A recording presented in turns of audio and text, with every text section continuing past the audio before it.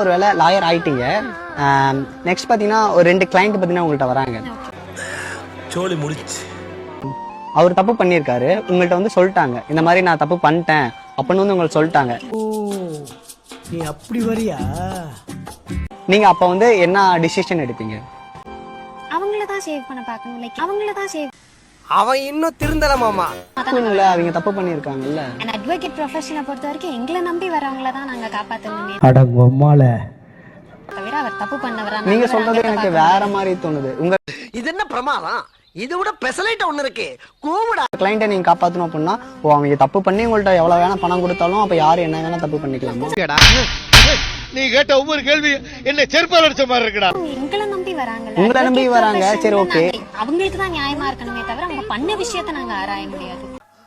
பைத்தியமாயவே ரொம்ப நேரம் நல்லா பேசிக்கிட்டான் ஐயா. அவங்களுக்கு தான் நாங்க நியாயமா இருக்கணும். அப்ப எதுக்கு இந்த ஒர்க் பண்ணாமே இருக்கலாம்ல? தோத்துக்கிட்டே இருக்கீடா. தப்புங்கிறது ஒரு தப்பு அப்படின்னா வச்சுக்க, அந்த தப்பை திருத்த தான் பார்க்கணும். அவங்க எங்க கிளைண்ட், நாங்க அவங்களுக்கு பார்த்தீங்கன்னா ஹெல்ப் பண்ணுவோம் அப்படின்ட்டு பண்ணக்கூடாது.